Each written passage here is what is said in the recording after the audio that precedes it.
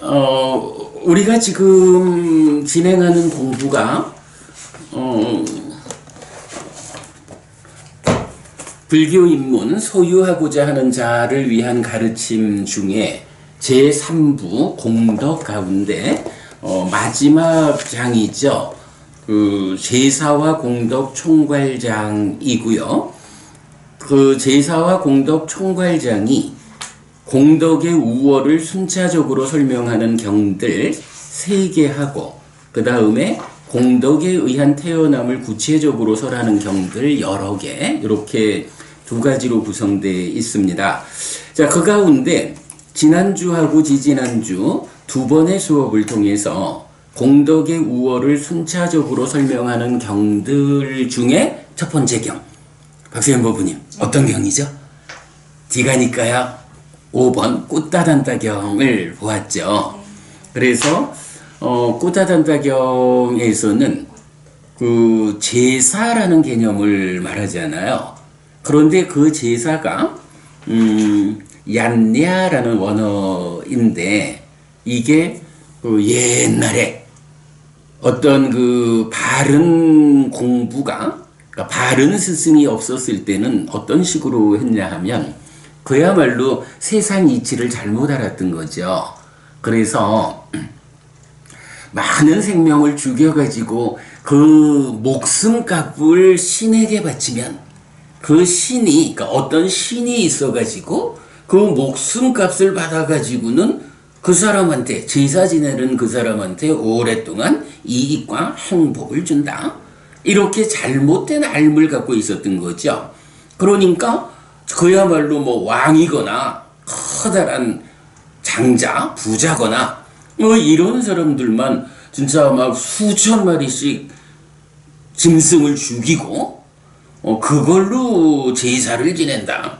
그러면서 내가 이제 오랫동안 커다란 이익과 행복을 얻었다. 이렇게 이제 제사를 지냈던 거지요. 그러다가 언젠지 몰라도 부처님의 전생의 어느 때 궁중 고문 바라문이었을 때죠. 그때 제사를 지내려고 하는 왕한테 전생의 부처님이 그렇게 생명을 죽이는 방법으로 제사를 지내는 것은 내가 의도하기는 이런 제사를 통해서 오랫동안 이익과 행복을 얻으리라.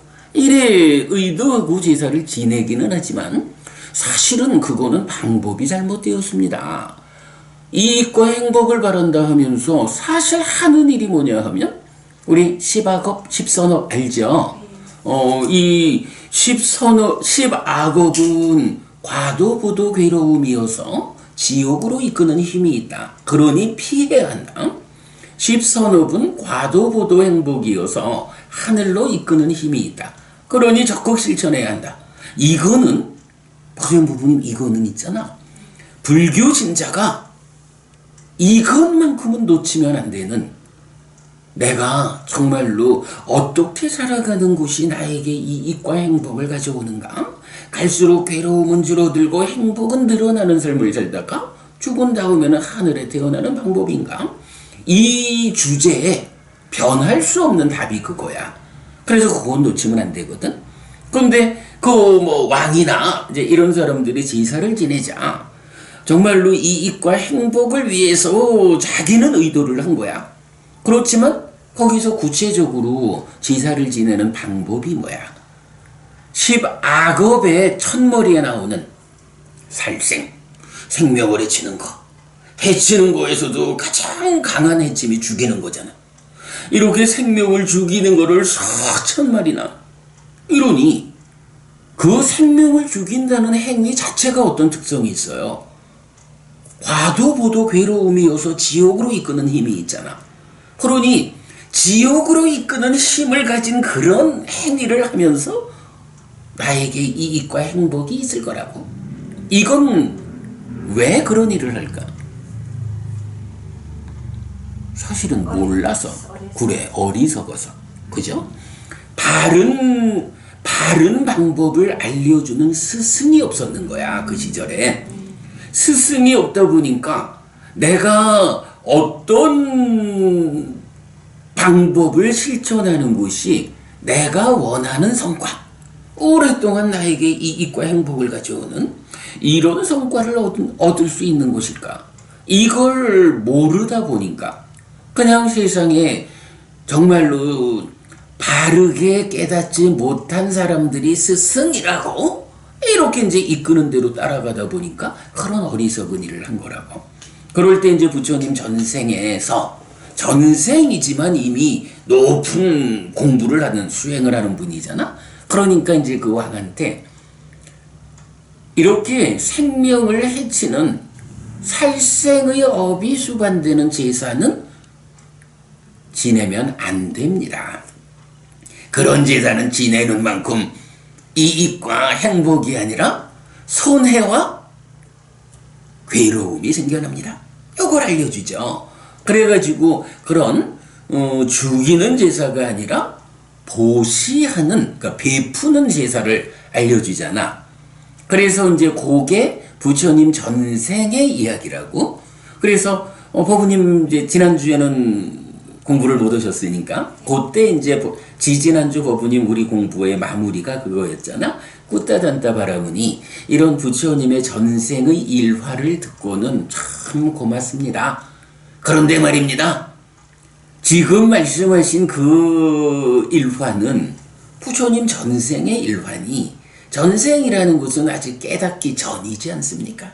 그런데 지금은 당신이 전생의 어떤 바람은 이런 자리가 아니고 이제 완전히 깨달아서 부처가 되셨다라고 선언하는 그런 분이니 이제는 전생에 알려준 방법보다 더 좋은 부처로서 완성된 답을 줄 수 있지 않습니까?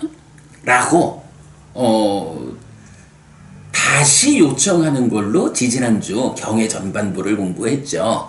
그리고 이제 지난주에는 그 꾸따단따 경의 나머지 절반, 이제 부처님이 알겠어. 그러면 내가 지금부터 이제 부처가 되어서 완전한 깨달음에 의해서 완전한 가르침이라는 이 영역 안에서 그대가 원하는 오랫동안 이익과 행복을 만드는 제사 방법을 가르쳐 주겠어.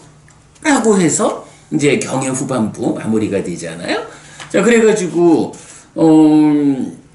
이제 바로 그 부분을 이제 어떻게 경은 표현하냐 하면, 고따마 존자여, 이 세 가지 제사의 성취와 16가지 필수품들보다 할 일이 더 적고 덜 어려우면서도 더 많은 결실과 더 많은 이익을 주는 다른 제사가 있습니까? 여기서 중요한 표현이죠. 할 일이 더 적고 덜 어려우면서도 더 많은 결실과 더 많은 이익을 주는 거. 여기에 말하자면 뭐야? 투자는 적게 하고 성과는 크게 내는 거죠. 아니 뭐 근데 사실 우리가 부처님 제자가 되는 이유가 뭐야? 다른 스승을 뒤따라가면서 우리가 살아내고 얻어낼 수 있는 것보다 부처님을 뒤따라가면 살아가는 동안에 내가 실천하는 거는 그야말로 할 일은 더 적고 덜 어려운데 부처님이라고 하는 완전한 스승이 가르쳐주는 그 방법이다라는 것 때문에 이렇게 더 적고 덜 어려우면서도 결실은 더 많은 결실, 더 많은 이익을 가져올 수 있다. 이것 때문에 사실은 우리가 부처님 제자가 되고 불교 신자가 되는 거죠. 자, 그런 요청에 대해서 이제 부처님이 답을 해주는 거야. 그래서 이제 첫 번째가 끊임없는 보시가 가문을 이어가는 제사다. 계를 중시하는 출가자를 위해 베푸는 거. 이랬고, 두 번째가 사방승가를 위해 승원을 짓는 거. 세 번째가 고운심을 가진 자. 요게 지금 394쪽이야. 394. 네, 394쪽 지금 복습하는 중입니다. 그래서 두 번째가 사방승가를 위해 승원을 짓는 거. 세 번째가 고운심을 가진 자로서 의지처인 부처님에게로 가고, 의지처인 가르침에게로 가고 의지처인 성자들에게로 감. 고운 마음을 가지고 삼보에 귀의한다. 요거죠. 그리고 네 번째는 고운 심을 가지고 오계를 지니고 산다. 그런 거고요. 그 다음에 다섯 번째가 이제 열애의 출현으로부터 깨달음까지의 전체 과정. 달리 말하면 이제 수행의 과정이죠. 법부님, 공덕을 가져오는 행위 세 가지 어떤 게 있죠? 세 가지 공덕행의 토대. 행복을 가져오는 거? 아니, 그거 말고. 그거는 이제 행복의 개념이고, 그래, 보시. 그러니까 세 가지 공덕행은 보시와, 아니, 보시와 계와 수행이라는 세 가지 공덕행의 토대. 이러잖아. 지금 앞에 네 가지는 보시하고, 삼보에 귀의하고, 오계를 지닌, 요거죠. 그 다음에 다섯 번째가 열애의 출현으로부터 깨달음까지의 전체 과정. 요건 이제 수행의 과정이거든. 이렇게 그 보시와 오계와 수행이라는 그 중간에 삼보에 귀의하는 요런 방법으로 말하자면 어떤 것이 바른 제사입니까? 어떤 제사가 오랫동안 이익과 행복을 가져옵니까? 어떤 제사가 할 일은 더 적고 덜 어려우면서도 더 많은 결실을 가져옵니까?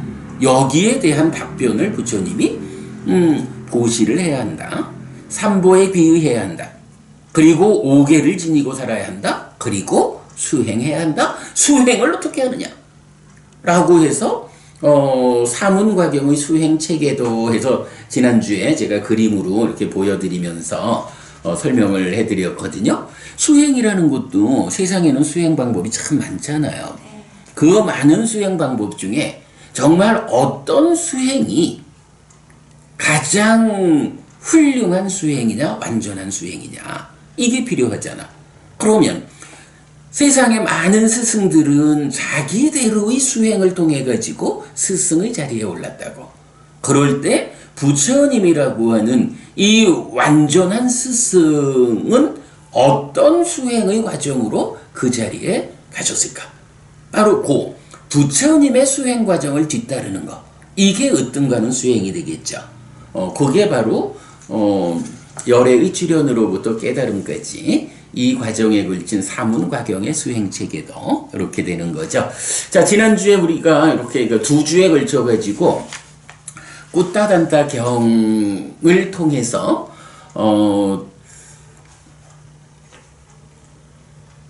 공덕이라는 것이 살생, 그 생명을 해치는 건 공덕이 안 되는 거고, 베푸는 거, 그것, 거기서부터 공덕이 시작되는데, 그 공덕이 얼마나 더, 어떤 공덕이 더 큰 공덕이냐. 지금 보는 게 공덕의 우월을 순차적으로 설명하는 경들 이런 거잖아요. 그럴 때 그렇게 베푼다라는 거에 이어서 이제 불교의 신행, 대를 이어서 계를 중시하는 분들에게 보시하는 거, 사방승가를 위해서 절을 짓는 거, 그리고 고운심으로 삼보에 귀의하는 거, 고운심으로 오계를 지니는 거, 그리고 사문과경의 수행체계도에 따라서 바르게 부처님의 수행 방법을 뒤따라서 수행하는 거. 이것이 으뜸이다. 이렇게 그 수행이 순차적으로, 공덕이 순차적으로 커지는 그런 부분을 보았습니다. 자, 그러면 이제 오늘은 두 번째 경으로 들어갈게요. 396쪽.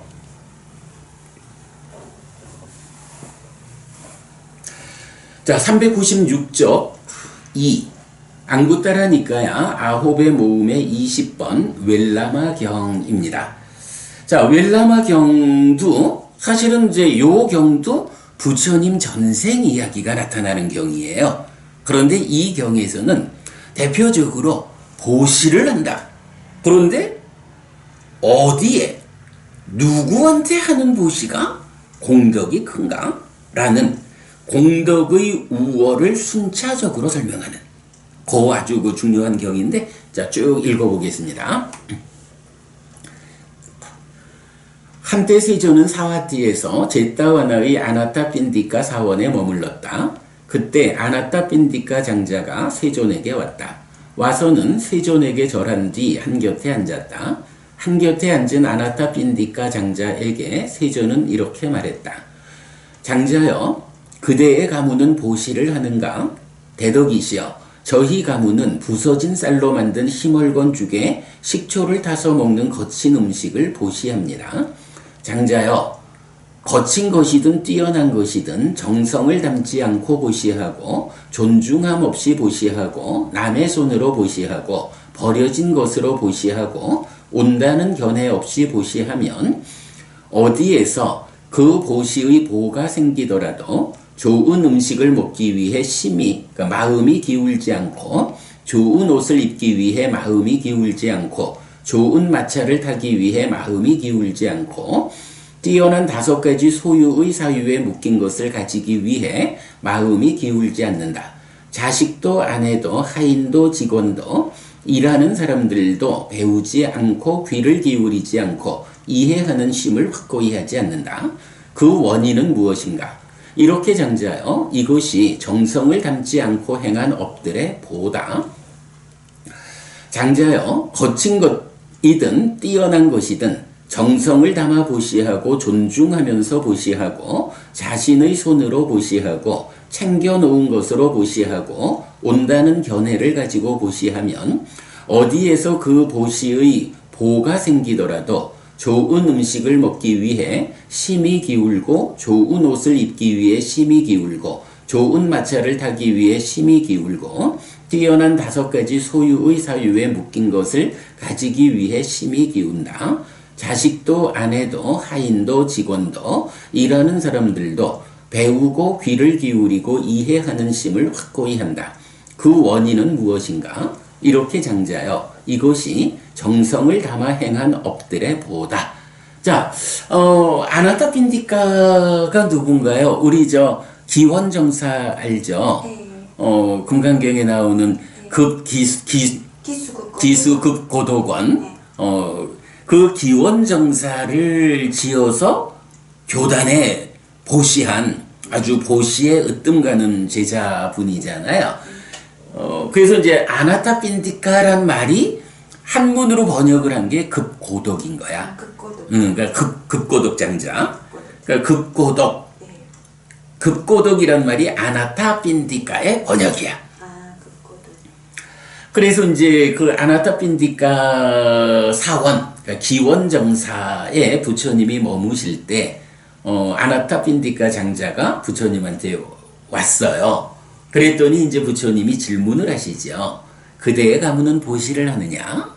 하니까 네, 저희 가문은 부서진 쌀로 만든 희멀건 죽에 식초를 타서 먹는 거친 음식을 보시합니다. 이렇게 말을 한 거예요.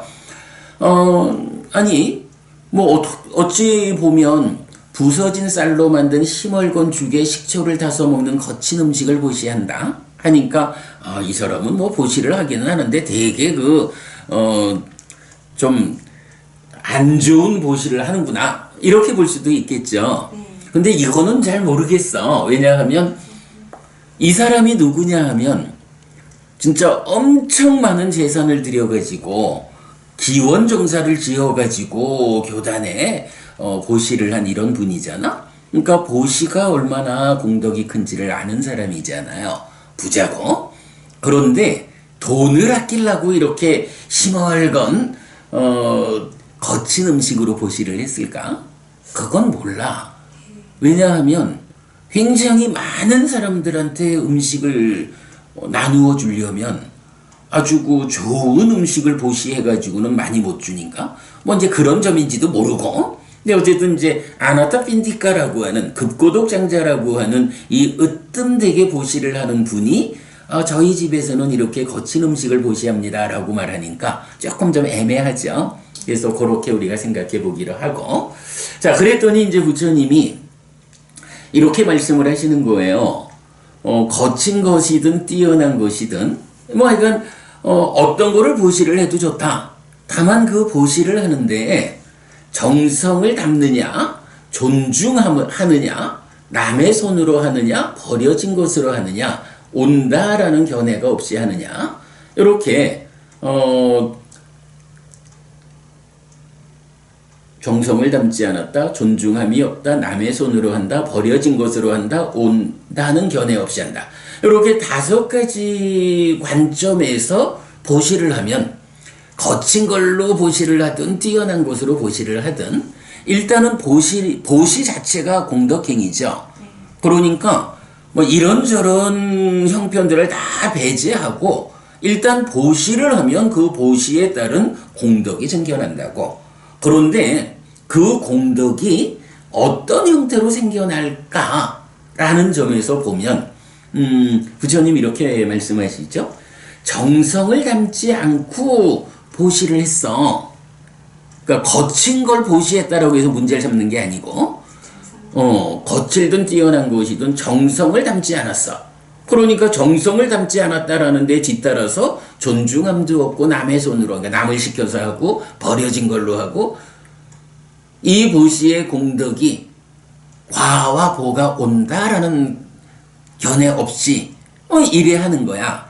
그러면 그렇게 정성을 담지 않고 보시를 했다, 그런 업을 지었다라는 것 때문에 이 사람한테 어떤 일이 뒤따르느냐 하면 어디에서 보가 생기더라도, 자, 이게 참 표현이 재밌어요. 마음이, 법부님은 어때? 저기 식사하실 때 기왕이면 좀 맛있는 음식을 먹고 싶어요? 아니면 아유까지는 아무거나 먹으면 어때? 대충 챙겨 먹지? 법부님은 어떤 편입니까?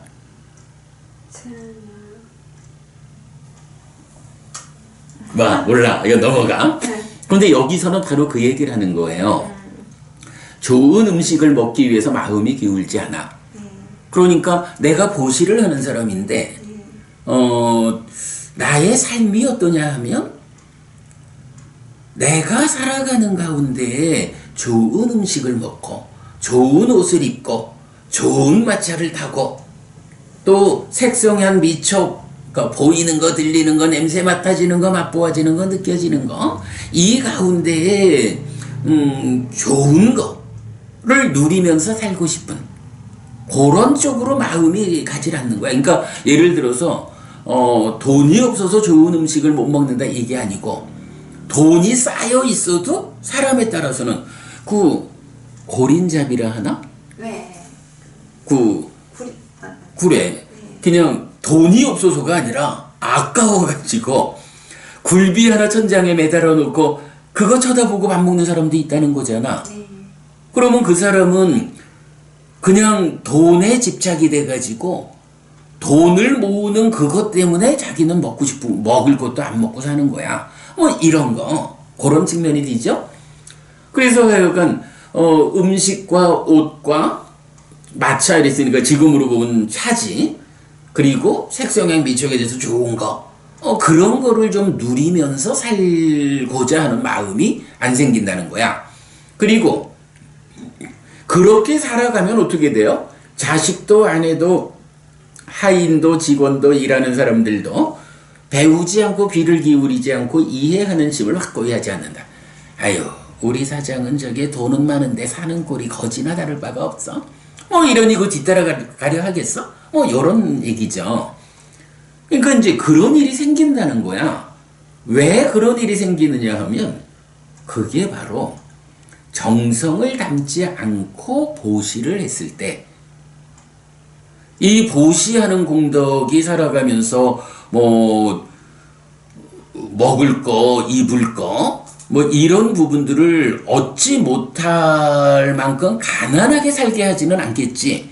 그런데 내가 이렇게 보시를 하는데 정성을 갖추지 않고 보시를 하는 그런 것이 내 마음을, 나 또한 이렇게 좋은 옷을 입고 좋은 음식을 먹고 이런 마음을 일으키지 않게 한다는 거야.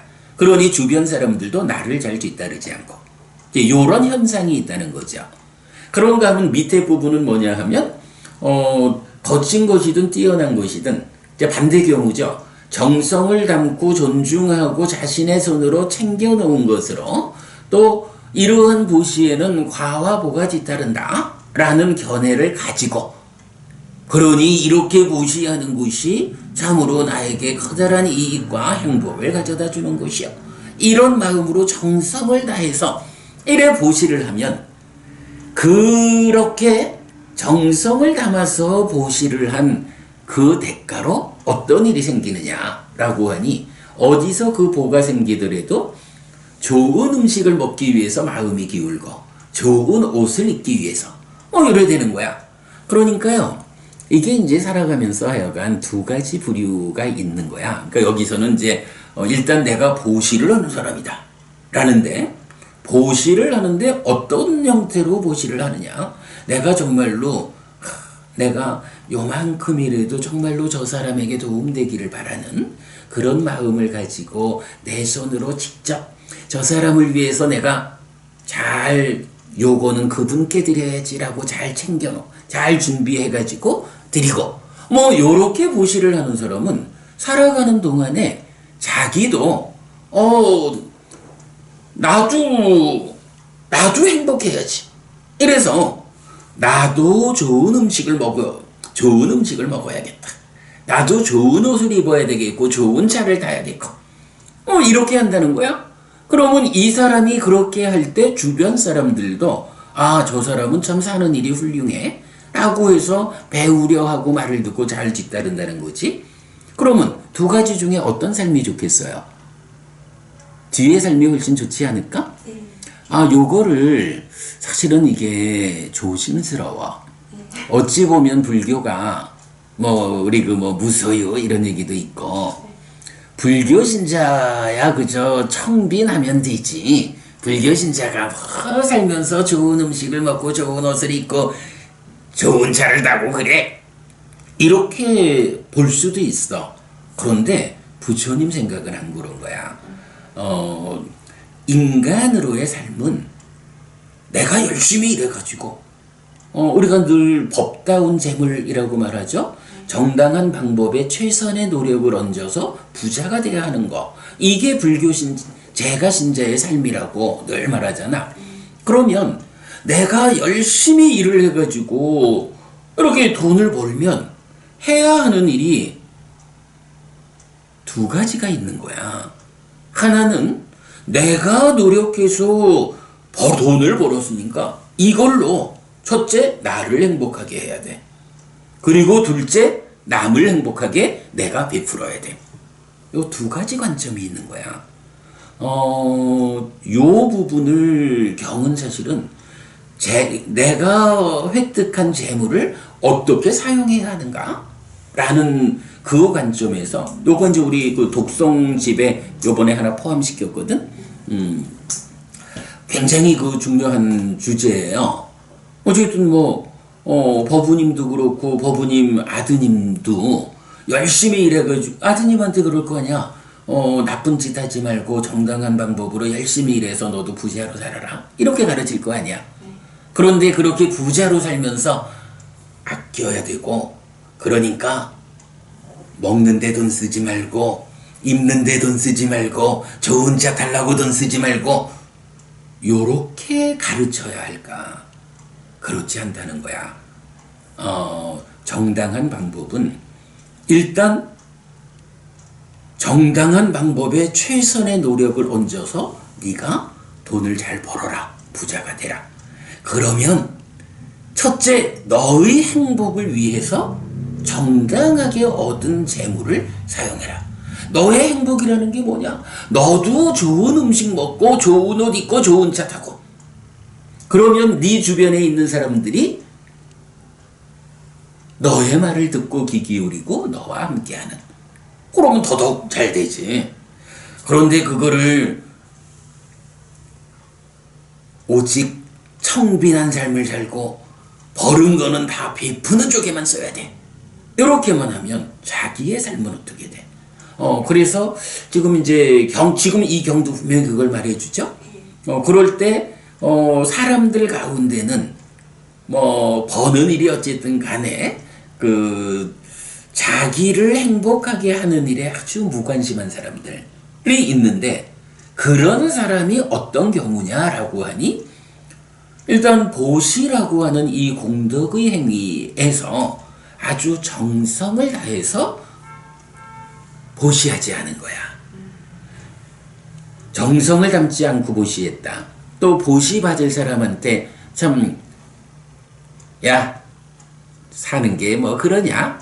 하고는 이렇게 좀 얕박하면서 보시하는 거. 존중함 없이 보시하는 거죠. 그리고 남의 손으로, 야, 이것 좀 재 좀 갖다 줘. 이런 식 남의 손으로 보시하는 거. 그리고 먹다가 남은 게 좀 있으니 에이, 이거 버리느니 누구 갖다 줘라. 뭐 이런 경우도 있는 거야. 그리고 아유 뭐 이렇게 뭐 내가 베푼다 그래가지고 이거 가지고 뭐 나한테 얻어지는 게 있어? 즉 보시라는 이 공덕행의 결과로 이익과 행복이 온다 라는 이런 생각 없이 그냥 베푼 거야. 이런 방법으로 보시를 하면 그러한 업의 결과로 그의 삶이 이 몸으로 살아있는 동안, 물론 이제 그래도 보시를 하니까 하늘로 이끌리겠지. 그러나 살아있는 동안 자기의 삶은 어떠냐? 좋은 거 먹을 줄도 모르고, 좋은 옷 입을 줄도 모르고, 좋은 차 탈 줄도 모르고, 이렇게 이제 산다는 거야. 달리 말하면 자기의 행복을 위해서는 지출할 줄 모른다. 그런데 분명히 경은 이게 이건 한국 불교의 한 과정에서 무소유를 얘기하고 천빈한 삶을 말하고 이제 이런 하나의 이데올로기가 있었죠. 그런데 부처님은 그렇게 말하지 않는 거야. 그보다는 오히려 그 돈을 버는 과정에 법다운 재물, 정당한 방법에 최선의 노력을 얹어서 부자 돼야 한다는 이 부분이 강조가 되는 거고, 그렇게 얻은 재물을 가지고는 일단 내가 나를 행복하게 하는 일이 중요해. 그리고 나를 행복하는 그 연장선상에서 가까운 사람부터 이렇게 다른 사람들의 행복을 위해서 내가 벌은 재물을 사용하는 거야. 요 두 가지 측면을 말하는 거거든요. 아드님한테 그렇게 가르쳐요. 엄마가 중요한 거는 어떤 방법으로 돈을 버느냐 하는 것이다. 그렇게 돈을 벌고 나면 너도 지나치지 않은 만큼의 범위에서는 너도 맛있는 거 먹고 너도 좋은 옷 입고, 그게 부처님 말씀이다. 요렇게 가르쳐야 되는 거야. 요거 굉장히 중요하죠. 자, 요게 이제 지금 웰라마경에서 일단 시작하는 부분이에요. 자, 요 부분 아마 우리 보광보부님은 기억하실 거예요. 이전에 이제 우리 보시, 그러니까 제2장 보시에서 요 부분 봤는데, 박생 부부님, 274페이지를 가면, 뭐 지금 가지는 않아도 돼. 그냥 메모만 해. 274쪽에 무자식경 2번이 있어요. 그 무자식경 2번에 보면 요 같은 주제가 있고, 그 다음에 310페이지 가면 보름밤의 짧은 경이라고 있는데, 거기에서는 바로 요 주제가 고결한 사람의 보시 이렇게 나와. 그러니까 정성을 담아 보시하는 요런 방법은 고결한 사람의 보시고, 정성을 담지 않고 이렇게 보시하는 거는 고결하지 않은 사람의 보시. 이렇게 구분되거든. 그러니까 310페이지. 그렇게 나중에 보부님 참고하셔요. 보강 보부님은 뭐 다 함께 공부한 기억하실 내용이고요. 자, 그 다음에 이제 읽어볼게요. 돌아오셨나요? 네, 다 해놨어요. 예전에 바라문이여 웰라마라는 바라문이 있었다. 자, 이제 여기서 부처님 앞에 거친 것이든 뛰어난 것이든 이런 방법으로 보시를 해야 한다라고 말씀하셨잖아요. 그리고 나서 이제 옛날 이야기를 또 하나 들려주는 거야. 예전에 바라문이여 웰라마라는 바라문이 있었다. 그는 이런 큰 보시를 했다. 84,000의 금으로 된 그릇에 은을 가득 채워 보시하고, 84,000의 은으로 된 그릇에 금을 가득 채워 보시하고, 84,000의 청동으로 된 그릇에 황금을 가득 채워 보시하고, 금으로 장식하고 금으로 된 깃발을 달고 금으로 된 그물을 덮은 84,000의 코끼리를 보시하고, 사자 가죽으로 만든 옷을 입은 수행원과 호랑이 가죽으로 만든 옷을 입은 수행원과 표범 가죽으로 만든 옷을 입은 수행원과 황색 담요로 만든 옷을 입은 수행원이 따르고 금으로 장식하고 금으로 된 깃발을 달고 금으로 된 그물을 덮은 84,000의 마차를 보시하고 섬세한 황마로 엮은 밧줄과 청동으로 된 우유통을 가진 84,000의 암소를 보시하고 보석 귀걸이를 단 84,000의 처녀를 보시하고 모직 양탄자, 흰색의 모직 양탄자, 꽃무늬 양탄자, 까달리 사슴 가죽으로 만든 최상의 모포, 차양, 양면이 붉은 베개가 있는 84,000의 침대를 보시하고 섬세한 아마, 섬세한 무명, 섬세한 비단, 섬세한 모직으로 만든 84,000 꽃띠, 꽃띠라는 게 1000만이래요. 의 옷을 보시하였으니 음식과 당밀과 씹을 것과 먹을 것과 핥아 먹을 것과 마실 것은 말해 무엇하겠는가? 생각건대 강들이 넘쳐 흐른 듯 했다. 상상이 잘한 거죠? 그냥 많은 보시를 했다. 이렇게 보자고요. 경에서 이렇게 이제 정말 상상하기 어려운 많은 부분들을 이렇게 언급하는 경우가 가끔 있는데, 그냥 이건 엄청 많은 보시를 했다. 이렇게 보고요. 그런데 장자여, 그대는 참으로 그때 웰라마 바라무는 다른 사람이었다. 그가 그 큰 보시를 했다. 라고 생각할 수도 있다. 그러나 장자여, 그것은 그렇게 보지 않아야 한다. 내가 그때 웰라마 바라문이었다. 내가 그 큰 보시를 했다. 그러나 장자여, 그 보시를 할 때 보시 받을 만한 분이 아무도 없었다. 아무도 그 보시를 청정하게 하지 못했다. 자, 이제 여기서 약간 예전에 웰라마라는 바라문이 아주 많은 보시를 했어. 그런데 그 웰라마 바라문이 다른 사람이 아니고 나의 전생이거든. 자, 꾸타단타 바라문에서도 부처님 전생의 종교고문 바라문으로 그 베푸는 보시를 이끈 일화가 있었죠. 이제 요경에서도 웰라마 바라문이라는 사람이 엄청 많은 보시를 했어. 근데 그 사람이 바로 나였어. 부처님 이렇게 당신의 전생 이야기를 설명해요. 우리 홈페이지에 보면 그 부처님 전생 이야기를 이게 왜 버부님도 그거 아실 거야. 그 본생담 이러지? 자따까라고 해서 부처님 전생 이야기를 모아놓은 책이 있어. 본생담 그렇게 돼.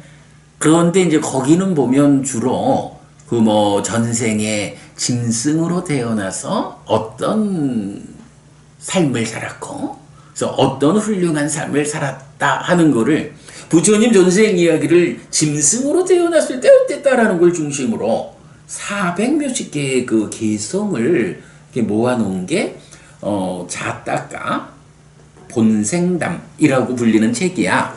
근데 이게 이제 그 사부니까야에 속한 경은 아니고 그 소부니까야에 속한 건데, 이제 우리는 이 본생담이 부처님 살아서 직접 설한 가르침이라고 인정하지를 않아요.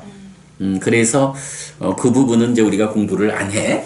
근데 이제 보통은 하여간 사람들이 부처님 전생 이야기하면 그 책을 가지고 옛날에 원숭이로 태어났을 때 어땠고 사슴으로 태어났을 때 어땠고 이제 이 얘기를 400몇십 개의 그 개성이 나오는 게 각각이 하나의 에피소드인 거야. 그런데 사실은 이런 부분은 우리가 좀 조심해야 돼. 정말로 부처님이 당신의 전생에 짐승으로 태어나 있을 때 그런 특별한 삶을 살았을까? 근데요, 부처님이 왜 천인사야? 네? 부처님이 천인사, 하늘과 인간의 스승이잖아. 네. 왜 그렇지? 왜 짐승의 스승은 아니지? 지옥 아기 축생은 말하자면 부처님이 법을 설해도 못 알아듣는 알아먹지를 못하는 거야. 그들의 어떤 그 인식의 조건이. 그러니까 짐승의 몸, 지옥 중생의 몸, 악귀의 몸을 받았을 때 그들의 어떤 인식 능력이 부처님 법이 설해져도 못 알아듣니까. 그걸 배워서 삶을 향상할 수 있는 그게 잘 안 되니까 부처님은 인간과 하늘 사람들의 스승이다, 천인사 이러잖아. 그래서 경에서도 정말로 한 번 악처에 떨어지면 짐승 세상에 떨어진 사람이 다시 인간으로 되돌아오는 것을 어떻게 비유해요? 거북이. 그래, 맹구우목. 맹구우목. 맹구우목. 그래서 거북이가 뭐 100년에 한 번 숨쉬러 올라오는데 거기에 바다 위에 떠다니던 어떤 막대기, 어떤 판자가 있어서 그 판자에 구멍이 뚫렸는데 그 100년에 한 번 올라오던 거북이가 그 판자에 뚫린 구멍에 목을 싹 들이밀어 가지고 그야말로 모가지를 턱에 걸치고 쉬는, 물론 뭐 거북이야 물속에 있는 게 뭐 그게 힘든 거 아니니까 쉰다는 게 그렇지만 하여간 그렇게 비유할 만큼 한 번 짐승으로 태어나도 인간으로 돌아오기가 어렵다는 거잖아. 왜 그러냐 하면 짐승으로 태어나면 짐승 몸에 조건져 있기 때문에 오직 약육강식, 이 약육강식을 특징으로 한다는 게 경에 나와. 짐승들은 그런 삶을 살기 때문에 그들에게서 삶의 향상을 기대하기가 참 어려운 거라고. 그런데 이제 부처님의 전생 이야기를 하면서 그렇게 짐승으로 태어났을 때의 어떤 에피소드들 뭐 이렇게 하는 것이 참 좀 경의 입장에 맞는가 싶기도 하고. 근데 일단은 하여간 사부니까야에 속하지 않았기 때문에 우리가 이거를 부처님 살아서 직접 설한 가르침이라고 이해하지 않는 거야. 사실은 이제 이 본생담이라는 것이 이섭우화 있잖아. 네, 있어. 이 이섭우화의 그 모티브가 되는 책이다. 이제 이렇게도 말을 하지. 그래서 이제 우리가 그 부처님의 전생 이야기와 관련해서는 많은 관심을 갖고 있거든. 그래서 보면 지금도 우리가 봤지만 꾸다단자경에서 부처님 전생 이야기가 나왔죠. 부처님 전생에 짐승으로 태어났을 때 이런 얘기 아니죠. 바라문이라고 하는 인간으로 태어났을 때. 그리고 지금 웰라마 경에서도 그죠, 부자인 바라문이잖아. 그러니까 이렇게 그 경에 나타나는 부처님의 전생 이야기는 그 본생담에서 말하는 이런 어떤 이솝 이야기 같은 이런 에피소드하고는 격을 달리하거든. 전체적으로 열 몇 개의 그 사부니까야 안에서 부처님이 나의 전생이다 라고 직접 알려주는 경들을 우리 홈페이지에 모아놨어. 그러니까 나중에 그것도 한번 보시고요. 자, 그럴 때 하여간 지금 웰라마 바람은 부처님의 전생인 거예요. 자, 그런데 이게 이제 부처님 전생이라는 의미는 뭐죠? 아직 부처 되기 전이잖아. 그러면 부처 되었을 때 생겨나는 어떤 특성들은 부처님 전생에는 없었죠. 그래서 아까 꾸다단다경에서도 그 종교공은 바라문으로서 할 수 있는 것이 살생하는 제사를 금지하고 베품으로 보시하는 요렇게 이끄는 일을 했을 뿐이죠. 마찬가지로 부처님의 전생 이야기다라고 하는 여기는 이제 부처님이 출현했다. 부처가 되어가지고 그 완전한 깨달음에 의해서 길을 이끌지 못하던 시절이다. 이거거든. 이제 그러다 보니까 우리가 보시와 관련한 이야기를 할 때는요. 우리 왜 보시 받을 만한 분, 이 얘기가 많이 나오죠. 누구냐 하면 기본적으로 삶의 벗어남의 영역에 들어선 성자분들. 그래서 우리가 삼기할 때도 성자, 의지처인 성자님에게로 나는 갑니다. 이렇게 말하잖아요. 그런 성자가 되었다. 성자 누군가? 예류자, 일레자, 불안자, 아라한 이런 분들이죠. 이런 성자들이 뭐라고 나타나냐 하면 세상에서 위 없는 복전이다. 이렇게 나오잖아. 그래서 내가 보시를 했다. 라고 하는데 이 보시를 그 성자님들에게 보시를 하면 나는 보시라고 하는 하나의 씨앗을 뿌릴 뿐인데 그 성자라고 하는 밭이 어떤 밭이야? 오염원이었고 아주 자량이 좋은 밭이죠. 그래서 내가 뿌린 요 작은 씨앗 하나를 잘 싹 틔워가지고 나무로 무럭무럭 자라나게 해가지고 많은 결실을 맺어주는 요 말이 복전이라는 의미죠.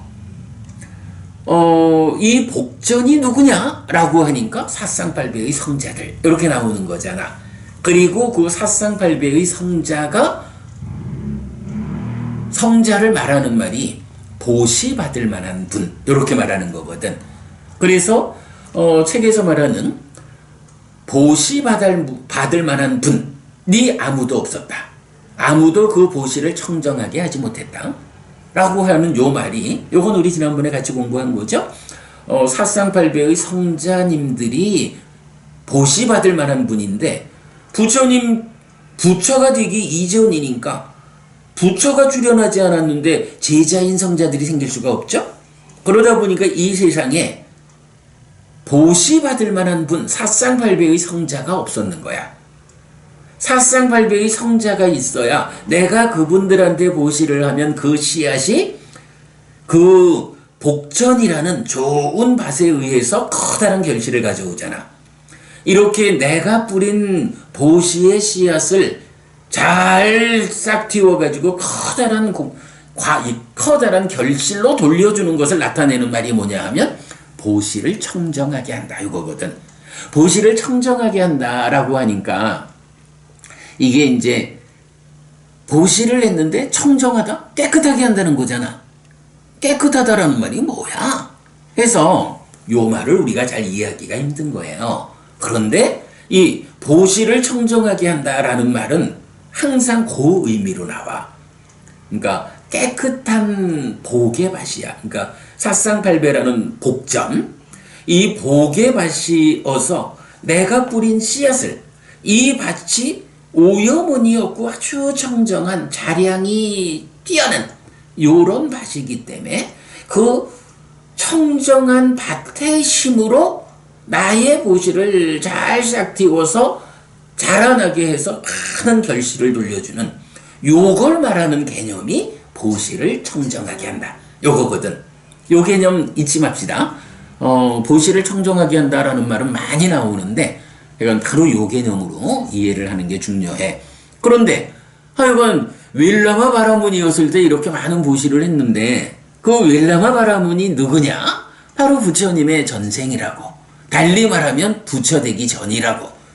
부처님이 부처 되기 전이니까. 아니 예를 들어서 박소연 보부님이 부처 되기 전이요? 이럴 때는 지금 부처 되기 전이고 부처님이 따로 계신 거지.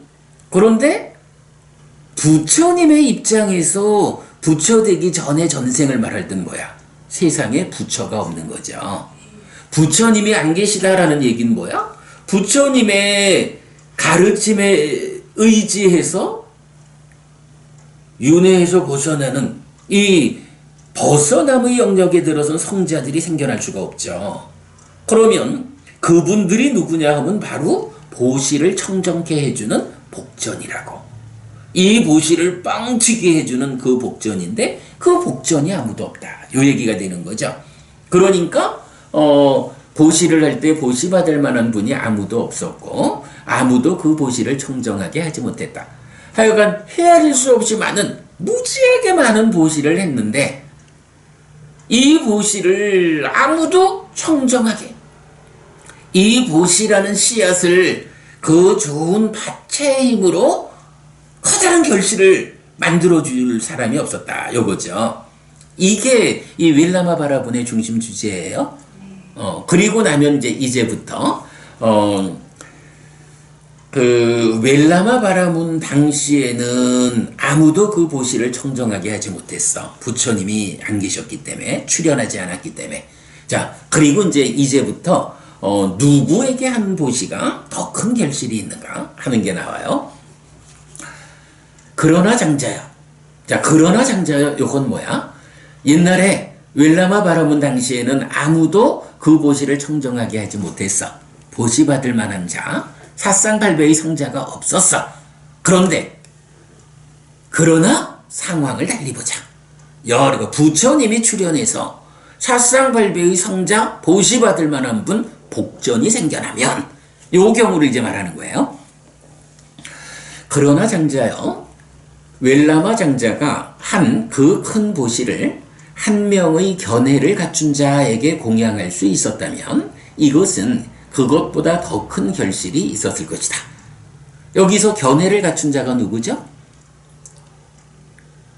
예류자. 견해를 갖춘 자가 예류자를 말해요. 그러니까 웰라마 바라문 당시에는 보시받을 만한 사쌍팔배의 성자, 예류자, 일레자, 불안자, 아라한 부처님이 출현하지 않았기 때문에 이런 성자들이 없었어. 누구도 그 보시를 청정하게 하지 못했어. 그래서 그냥 베푼 것만큼 보시의 공덕이 생겼겠지. 그런데 만약에 웰라마 장자가 그 보시를 할 때 부처님이 출현해가지고 이런 성자인 제자분들이 복전이 생겨나 있었다면, 그래서 그 웰라마 장자가 그 큰 보시를 한 사람의 예류자에게 공양할 수 있었다면 이것은 그것보다 더 큰 결실이 있었을 것이다 라고 해서 예류자한테 하는 공덕이 일반적인 보시보다 엄청 크다, 청정하게 한다, 뻥튀기 해준다, 요걸 말해주는 거예요. 자, 그리고는 이제 이어가지고 이제부터는 더 커지는 경우. 그래서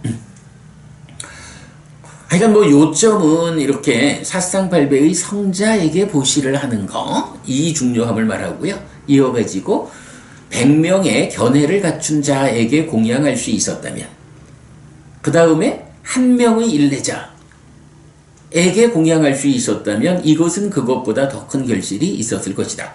그러니까 예류자와 일레자라고 하는 이 성자의 경지가 차이가 나잖아. 100명의 예류자한테 보시한 것보다 한 명의 일레자에게 한 보시가 훨씬 더 공덕이 크다. 이렇게 표현하는 거예요.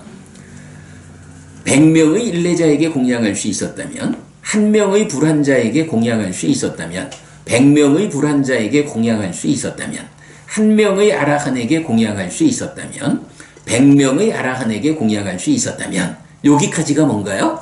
예류자, 일레자, 불환자, 아라한이라는 사쌍팔배의 성자들을 더 높은 경지에 든 성자님들에게 하는 보시가 더 결실이 크다, 이렇게 말해주죠. 그리고 그 다음에 한 명의 벽지불에게 공양할 수 있었다면, 100명의 벽지불에게 공양할 수 있었다면 해서 벽지불이라는 개념이 아라한보다 더 높은 경지로 나타나죠. 벽집을 다른 말로 독각이라고 하는 성자분들이죠. 그래서 이어서 100명의 벽지불에게 공양할 수 있었다면, 그리고 그 다음에 이제 벽지불보다 더 높은 경지는 열애 아라한 정등각 부처님이야. 부처님에게 공양할 수 있었다면, 이렇게 이 커다란 보시를 예류자, 일레자, 불환자, 아라한, 벽집을, 그리고 부처님, 이렇게 단계적으로 말하죠. 요거는 뭐야?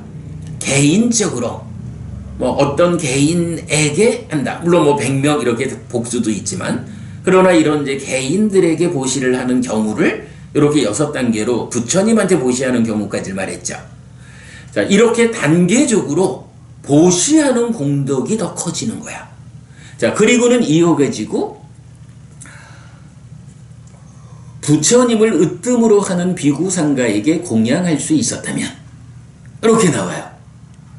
이건 뭐야? 부처님한테 공양하는 것보다 더 큰 공덕을 가져오는 게 있다는 거야. 상가에 공양한다. 그죠? 아무리 부처님이라 해도 개인적으로 하는 보시는 부처님한테 하는 보시가 으뜸이죠. 그러나 이런 부처님한테 하는 보시보다도 교단에 보시하는, 그래서 많은 출가자들이 생활을 유지하면서 공부해 나갈 수 있도록 교단, 상가에 보시하는 일은 부처님한테 보시하는 것보다도 더 큰 공덕이 있다. 이렇게 말하는 거죠. 불사. 응? 불사. 절 짓고. 그건 이제 이어서 나오는 거지. 그래서 일단은 비구상가한테 공양하는, 그러니까 교단에 공양하는 게 부처님한테 하는 것보다 더 크고, 그 다음에 사방상가를 위한 승원을 지을 수 있었다면, 요거 뭐예요? 꾸타단타경의 마지막에서 불교적인 제사 방법에서 사방승가를 위한 승원을 짓는 거 나왔죠. 그러니까 요거는, 자, 따지자면, 개인적으로 이런 성자님들한테 보시하는 거, 부처님한테까지 보시하는 거를 넘어서면 교단, 상가에 보시하는 게 나왔죠. 그리고는 그런 보시한다라는 일반적인 행위보다 사방승가, 그야말로 부처님의 제자라면 누구나 와서 머물 수 있는 이런 공동체적인 절을 짓는 것, 이것은 말하자면 보시보다, 부처님한테 하는 보시, 상가에 하는 보시보다도 이렇게 사방상가를 위해서 절을 지어서 헌납하는, 이거는 단순한 보시 개념보다 더 뛰어난 공덕이 있다. 이렇게 말하는 거죠. 자, 그리고 나면 그 다음에는 고운심을 가진 자로서 의지처인 부처님에게로 가고, 의지처인 가르침에게로 가고, 의지처인 성자들에게로 갈 수 있다면, 요거 뭔가요?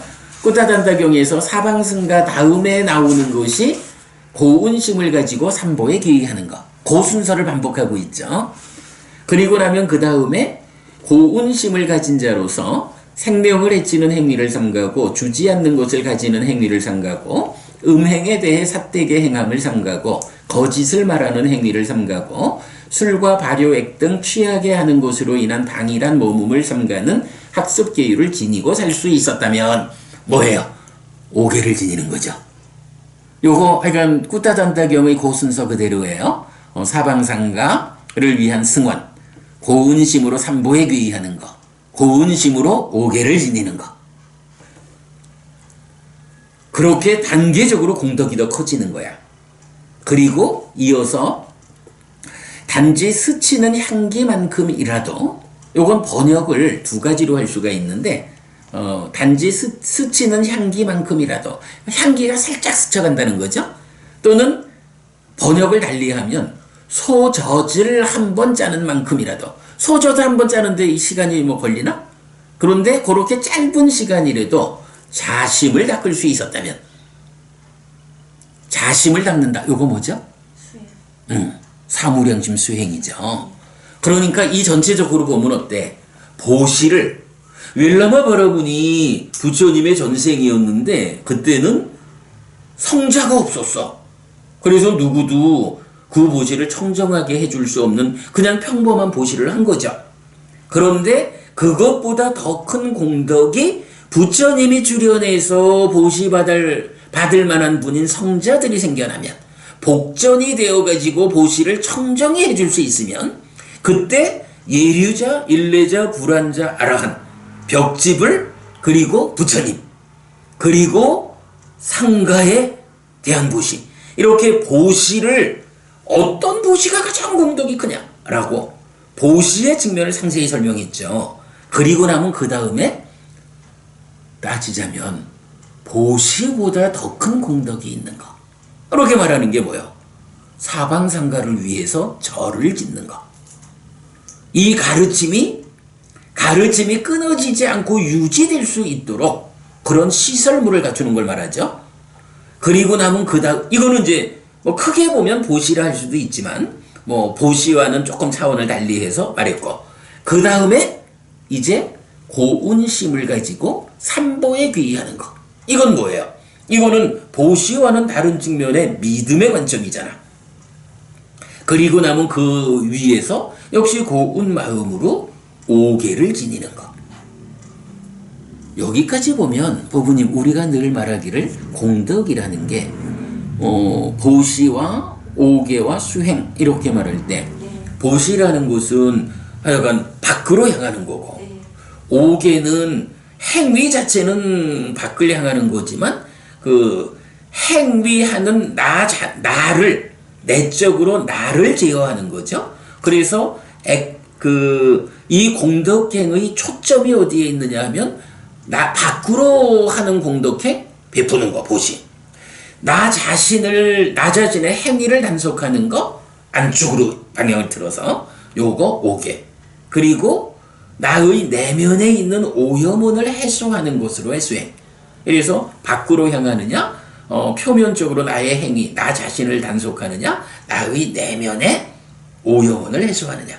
요렇게 보시와 오개와 수행이라는 세 가지 공덕행의 자리가 있고, 그럴 때에 밖으로 향하는 것보다 안으로 향하는 것이 더 큰 공덕이 된다. 요걸 우리가 공덕행에 대한 아주 원칙으로 우리가 알고 있는 거잖아.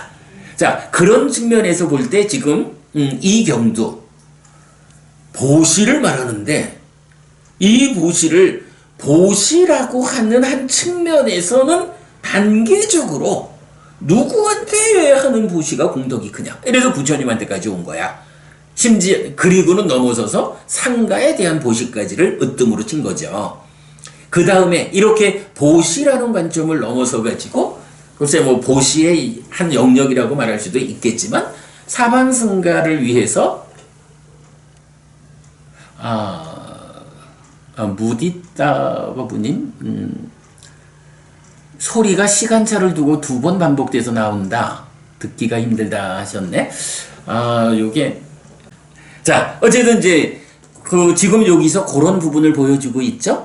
그래서 보면 이렇게 사방성가에 대한 승원을 짓는 것, 그걸 넘어서서 삼보에 보시하는 믿음의 측면, 그리고 그것보다 더 큰 공덕이 오개를 지니는 것. 그리고 그 다음에 그것보다 더 큰 공덕의 개념으로 수행해서 자심을 닦는 것. 자, 그래가지고 보면 이렇게 보시, 그 다음에 사방상가를 위한 승원을 짓는 것, 삼보에 귀의하는 것, 오개를 지닌 삶, 그리고 수행의 측면으로 와서 자심을 닦는다. 자비희사 사무량심 중에 자심, 그대가 행복하기를 하는 마음을 가득 채우는 이런 거죠. 요렇게 이제 쭉 어떤 행위가 공덕이 더 큰가라는 것을 이렇게 보시부터 쭉 보시도 이렇게 여러 단계로 해가지고 자애의 마음을 닦는 사무량심을 닦는 데까지의 수행까지 올라온 거죠. 자, 그리고 나면 이제 경은 요거를 이제 이 경은 하여간 굉장히 좀 반복을 많이 하는데 이어가지고 자, 그 바로 다음 자리 보면 그러나 장자여 웰라마 장자가 한 그 큰 보시를 한 명의 견해를 갖춘 자에게 공양할 수 있었다면 이렇게 나오는 거는 지금 곤방한 거랑 똑같죠. 그 똑같은 것이 반복이 돼. 그래서 다음 장 끝에까지 가고요. 그럼 다음 장 끝에 셋째 줄에서 보면 단지 스치는 향기만큼이라도 또는 소저질 한 번 짜는 만큼이라도 자심을 닦을 수 있었다면 요거 앞에 한 얘기죠. 그리고는 거기에 한 단계를 더 나가는 거야. 손가락을 튕길 만큼의 시간이라도 무상의 상을 닦을 수 있었다면 이것은 그것보다 더 큰 결실이 있었을 것이다. 자, 무상의 상. 그러니까 자, 우선 여기서는요 손가락을 튀길 만큼 요래되어 있는데 그거 튀길이 아니고 튕길이야. 튕길. 네.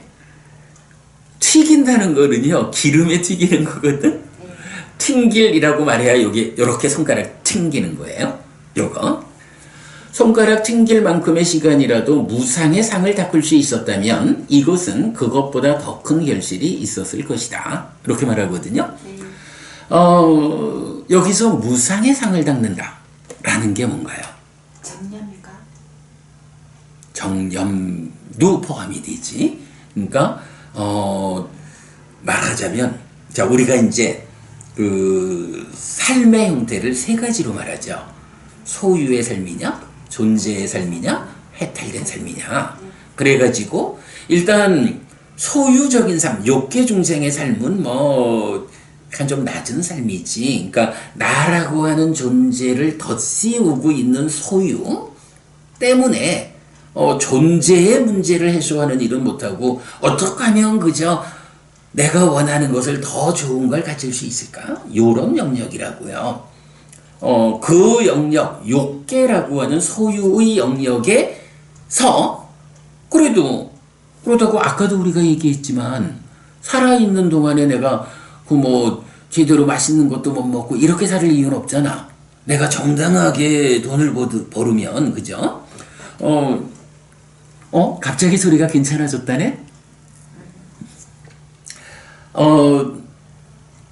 그런데 바로 일단 우리가 인간으로 살면서 그래도 태어나서 살아가는 동안에는 내가 정당한 방법에 최선의 노력을 얹어서 내가 원하는 것들을 그러니까 누려가면서 살아야지 일부러 가난하게 살아야 할 이유는 없거든요. 네. 법부님도 그건 동의할 수 있는 거죠.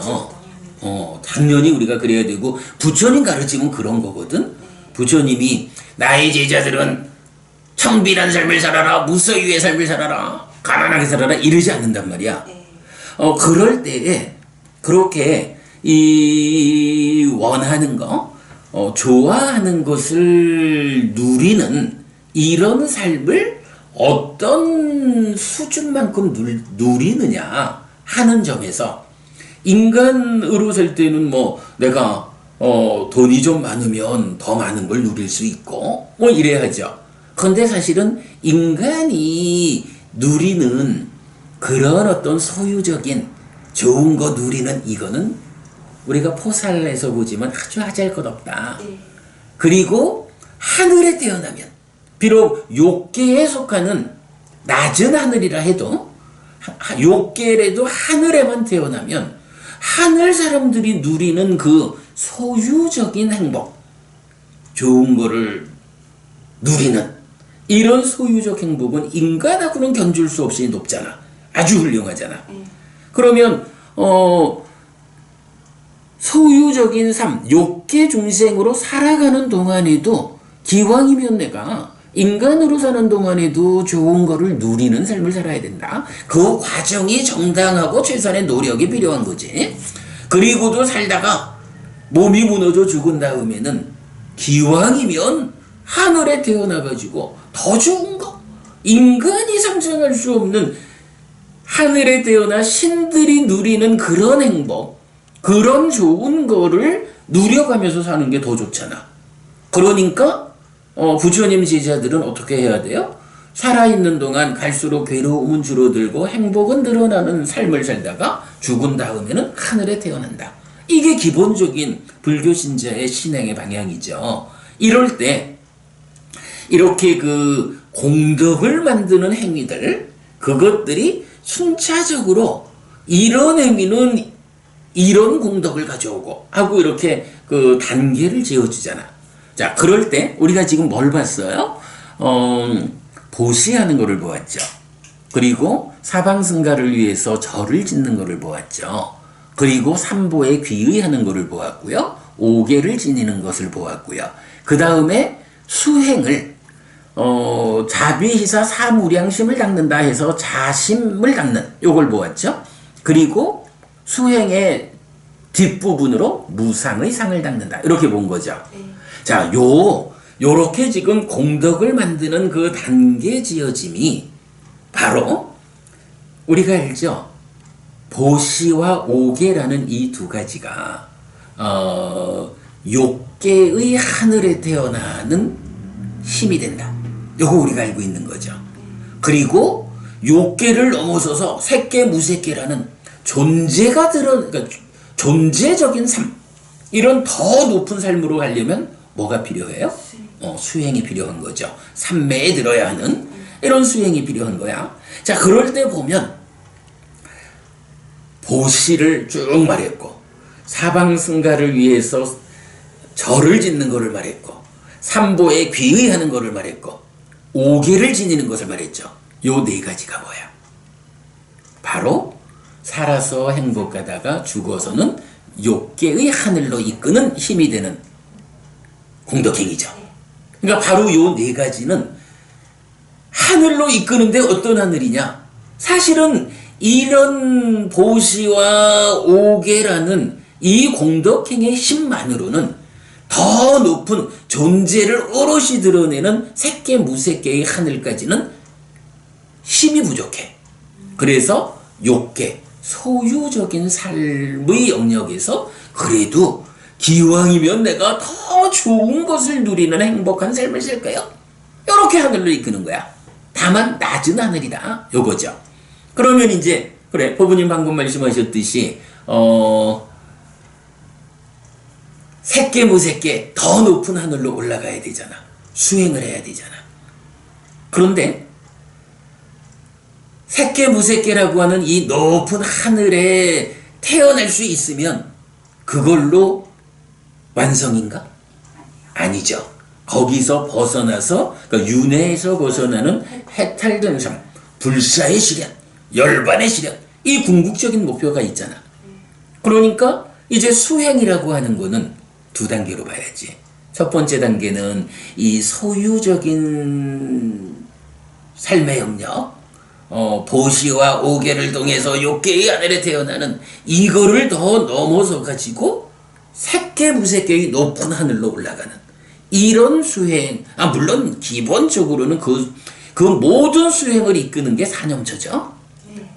그건 우리가 충분히 알고 있죠. 바로 그 조금 전에 정념이라고 말씀하신 게 팔정도의 정념이 바로 사념처잖아. 이 사념처 수행, 팔정도라는 것을 바탕에 깔고 하는 얘기야. 바탕에 깔고 하는 상태, 사념처를 통해 가지고 삼매에 올라가는 그 상태, 그 과정에서 이제 사념처와 함께 사무량심을 닦는. 그래서 사무량심을 닦는 이 수행의 방법이 색계 무색계의 높은 하늘, 존재의 영역으로 나를 이끌고 존재의 영역에, 그러니까 사무량심을 닦아서 색계 무색계의 경지를 성취한 상태에서 몸이 무너져 죽으면 그는 색계 무색계의 높은 하늘에 태어난다고. 오계를 지닌 삶은 살다가 죽으면 색계의 하늘에 태어나죠. 그러나 사념처 위에서, 그러니까 사념처라는 그 커다란 흐름 위에서 사무량심을 닦은 사람은 색계 무색계의 하늘에 태어나는 거야. 그래서 그 부분, 단지 스치는 향기만큼이라도, 소젖을 한번 짜는 만큼이라도 자심을 닦을 수 있었다면 하는 얘기 뭐예요? 보시를 넘어서서 오계를 넘어서서 수행을 하는데 내가 이렇게 그러니까 윌라마바라문이 사무량심을 한번 닦을 수 있었다면 요만큼이라도 그 얘기죠. 그러면 그 힘이 훨씬 더 큰 공덕이다. 그런가 하면 이제 수행의 마무리는 뭐가 돼야 돼? 이런 사무량심에서 색계 무색계라는 이 존재의 삶에서 만족할 수 없죠. 우리가 궁극적으로 가야 하는 길은 이제 벗어나 해탈된 삶을 실현하는 거라고. 깨달아서 윤회에서 벗어나는 거, 불사, 열반을 실현하는 거. 그러면 이런 어떤 것이 더 공덕이 큰 것입니까? 라고 지금 순차적으로 제시되어 왔잖아. 그러면 이 공덕의 크기의 완성, 가장 마지막 공덕의 자리, 그거는 결국 보시와 오계를 통해서 욕계의 하늘에 태어났습니다. 사념처라는 수행 위에서 사무량심을 닦아서 색계 무색계에 태어났습니다. 그리고 끝내 해탈된 삶을 실현했습니다. 깨달아서 윤회에서 벗어났습니다. 그러면 요거는 어떻게 합니까? 어떤 방법이 이 존재적인 삶의 영역에서 벗어나서 깨닫는 수행입니까? 요게 필요하겠죠. 네. 그게 뭐야? 그게 무상의 삶인가? 바로 그거거든. 그렇군요. 제가 이 부분을 지금 자세히 설명을 하고 있죠. 스님, 그러면 이게 해탈이네. 무상의 삶. 그럼요. 그래요? 그래서 우리 이제 아침에 이제 대념 적용 독송했잖아. 대념 적용 독송할 때 보면 신념처에 속한 9가지 중에 뒤에 4가지가 묘지에 버려진 시체의 변화 과정을 보는 거잖아. 관찰하는 거잖아. 그럴 때 그 시체의 변화 과정을 보는 그 수행 방법이 어떤 수행인가? 라고 할 때 무상을 닦는 수행이다. 이렇게 나오거든. 뭐 꼭 그것만은 아니지. 근데 이건 그 시체를 보는 것도 무상을 닦는 거고. 근데 여기서 이제 무상의 상이라고 하는 게 뭐냐 하면 우리가 삶의 메커니즘 하면서 닦아내면에서 상이 전도된 거는 번뇌라고 하고, 이로 말할 때 상락아의 상, 무명루. 그래서 아주 전도의 출발이어서 중생을 만드는 거. 이렇게 말하죠. 그런가 하면 전도되지 않은 거. 전도되지 않은 상이 있다. 이거는 번뇌가 아닌 거. 그게 뭐예요? 무상고 무와 부정의 상이지. 그러니까 무상의 상, 고의 상, 무아의 상, 부정의 상이야. 이런 것이 뭐냐 하면 나의 내면에 전도되지 않은 경향성으로 자리 잡아지는 거야. 그러면 이게 상락아라고 하는, 결국은 요 상락아는 존재에 대해서, 이 존재가 원래 무아잖아. 그래서 조건들이 결합해서 결과를 만드는 방법, 즉 무상에 의해서 생겨나는 존재고, 그러기 때문에 조건이 제어되지 못한다라는 것 때문에 불만족이 있다라는 게 고잖아. 그래서 무상, 고, 무아, 이게 원리고 이치고, 이게 전도되지 않은 사실이란 말이야. 그런데 그 부분을 사람들은 어떻게 해요? 항상 하다. 조건들에 의해서 무상한 이런 거 아니고 항상 해. 지속되는 거요. 그래서 불만이 있을 수 없어. 그래서 이거는 아뜨만이라는 참된 거야. 이렇게 잘못 알잖아. 요렇게 잘못 아는 그게 일단은 존재의 삶이라는 새끼무새끼 존재의 영역의 삶의 현실인 거야. 그런가 하면 상라가 정이라는 게 있잖아. 정이라고 하는 이게 욕상, 색상, 무색상 해가지고 욕색, 무색으로 대비가 되거든. 그럴 때에 이 정 중에 욕상이라고 하는 게 바로 욕계 중생의 삶. 이렇게 설명이 되거든. 그러니까 이런 관점에서 보면 무상을 닦는다라는 게 뭐예요? 바로 상락아라고 하는, 상락아정이라고 하는 이 전도된 삶의 경향을 극복하는, 전도된 것을 바로 잡는 과정. 그거를 말하자면 무상의 상을 닦는다. 고의 상을 닦는다. 무아의 상을 닦는다. 부정의 상을 닦는다. 이렇게 말하는 거거든. 그러니까 무상고 무아 부정이라는 전도되지 않은 상태를 만들어가는 거. 그게 수행이고 닦는 거지. 자, 그래서 지금 경에서는 무상의 상을 닦을 수 있었다면 이라는 것을 자심을 닦을 수 있었다는 것보다 더 높은 마지막 단계로 제시하죠. 무상의 상을 닦는다라는 요거는 무상고 무아 부정이라는 이 전도되지 않은 상을 닦아나가는 요것을 말하고, 그것이 결국은 욕계, 색계, 무색계, 소유와 존재라는 이 중생의 삶에서 벗어나서 깨닫는, 해탈된 삶을 실현하는 방법이 무상고 무아 부정의 상을 닦는 거. 요걸로 마지막을 제시해 주는 거죠. 무상의 상을 닦는 방법이 무엇입니까? 라고 하면 그게 바로 사념조로 시작해서 사마타 윗바사나로 완성되는 불교 수행. 이렇게 보는 거죠. 충분히 이해되죠? 법원님 그동안 공부를 잘 하셨으니까 충분히 이해될 거야.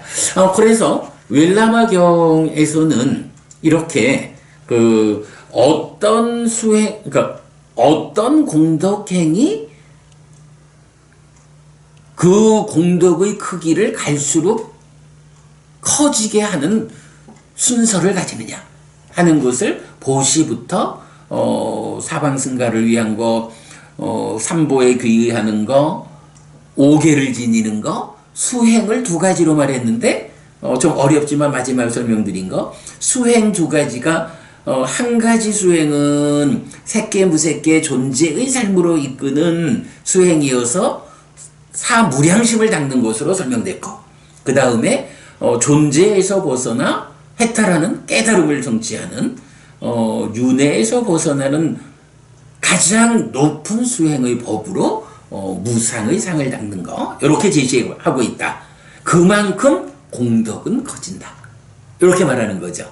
네, 윌라마 경을 통해서 우리가 이렇게 그 전체적인 불교 신자들의 삶의 향상의 과정을 전체적으로 좀 알아보았어요.